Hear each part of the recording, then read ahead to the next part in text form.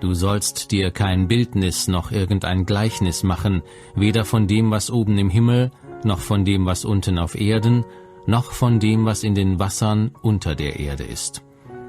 Bete sie nicht an und diene ihnen nicht. Das zweite Gebot ist nicht nur in Vergessenheit geraten, sondern wurde sogar von der katholischen Kirche selbst entfernt.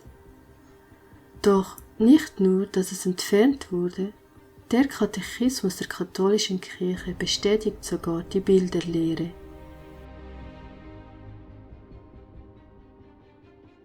In Übereinstimmung mit den göttlichen inspirierten Lehren unserer heiligen Väter und der Tradition der katholischen Kirche definieren wir zu Recht und mit voller Sicherheit und Korrektheit, dass wir die Figur der kostbaren und lebensspendenden Figur am Kreuz, ehrwürdige und heilige Bilder unseres Herrn und Gottes und Erlösers Jesus Christus, unserer unbefleckten Dame der heiligen Mutter Gottes und der verehrten Engel, aller Heiligen und Gerechten, ob gemalt oder Mosaik, oder aus anderem geeigneten Material in den heiligen Kirchen Gottes ausgestellt werden sollen.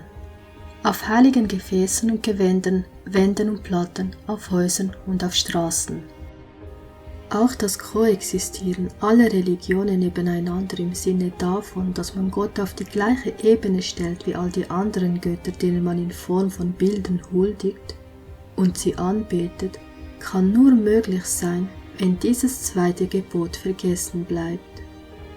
Die Welt hat es aus ihrem Gedächtnis gelöscht. Überall sehen wir kreischende junge Leute, die ihre Idole vergöttern.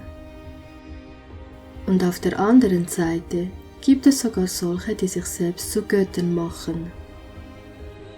Doch Gott möchte, dass wir uns kein Bildnis noch irgendein Gleichnis machen, weder von dem, was oben, noch von dem, was im Wasser und unter der Erde ist.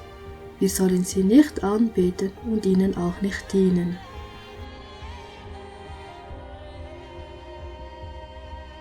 Denn ich, der Herr, dein Gott, bin ein eifersüchtiger Gott, der die Schuld der Väter heimsucht an den Kindern bis in das 3. und 4. Glied derer, die mich hassen. Was nichts anderes bedeutet, als dass das Beispiel der Väter, deren Erziehung also sie zum gleichen Handeln erzogen hat wie das ihrer Väter, nämlich Gott zu hassen. Der aber Gnade erweist an vielen Tausenden, die mich lieben und meine Gebote halten. Darum, meine Geliebten, flieht vor dem Götzendienst.